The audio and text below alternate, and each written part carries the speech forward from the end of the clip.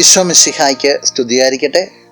പ്രിയ സഹോദര സഹോദരി, നിനക്ക് നല്ല ഒരു ദിവസം നേരിയ ഈ ഈശോ ഒന്ന് നിൻ്റെ ജീവിതത്തിലേക്ക് വന്നിട്ട് നിൻ്റെ ജീവിതത്തെ സമർത്ഥമായിട്ട് അനുഗ്രഹിക്കട്ടെ എന്ന് പ്രാർത്ഥിക്കുന്നു. ഈശോ പറഞ്ഞ വളരെ മനോഹരമായ ഒരു ഉപമയാണ് ധനവാന്റെയും ലാസറിൻ്റെ ഉപമ. ധനവാന്റെ വീട്ടുപടിക്കൽ കടന്നിരുന്ന ലാസർ എന്ന് പറയുന്ന ഒരു ദരിദ്രൻ, രണ്ടുപേരും മരിക്കുക. ലാസർ അബ്രാഹത്തിന് മടിയിലേക്ക് ഉയർത്തപ്പെടുന്നു. ധനവാൻ നരകത്തിലേക്ക്, തീക്കൂനയിലേക്ക്, നാശത്തിലേക്ക് നിവദിക്കുകയാണ്. അവിടെ കിടന്നുകൊണ്ട് ധനവാൻ ഈ പിതാവായ അബ്രാഹത്തോട് കരുണയ്ക്ക് വേണ്ടി പ്രാർത്ഥിക്കുന്നുണ്ട്. അബ്രാഹം കൊടുക്കുന്ന മറുപടി ഇപ്രകാരമാണ്. വിശുദ്ധ ലൂക്കാ അറിയിച്ച സുവിശേഷം 16-ാം അധ്യായം 25-ാം തിരുവചനം.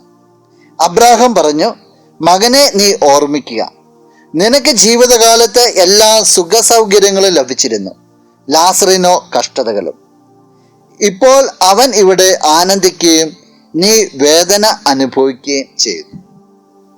പറഞ്ഞു വരുന്നൊരു സൂചന ഇത്ര മാത്രമേ ഉള്ളൂ.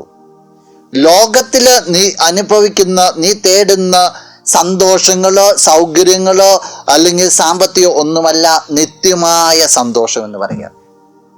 ലോകത്തിൽ നീ അനുഭവപ്പെടുന്ന കഷ്ടതകളൊന്നുമല്ല, അതും ശാശ്വതമല്ല, അതും മാറ്റപ്പെടും.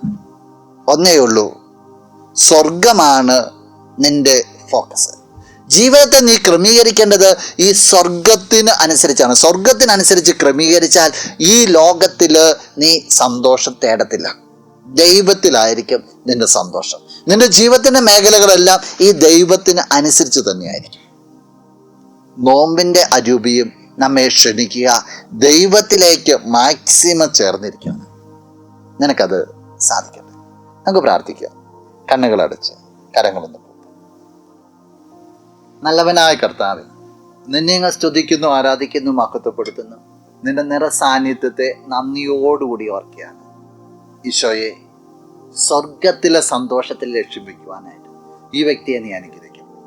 ഈ ദിവസത്തിന് വേണ്ട കൃപകളും നന്മകളെല്ലാം നൽകണമേ. നിന്റെ നാമത്തിൽ ഈ ദിവസം അനുഗ്രഹിക്കപ്പെട്ട ഒരു ദിവസമായി തീരട്ടെ, ഇപ്പോഴും എപ്പോഴും എന്നേക്കും. ആമേൻ. ആരാധിച്ചിടാകും വിട്ടാരാധി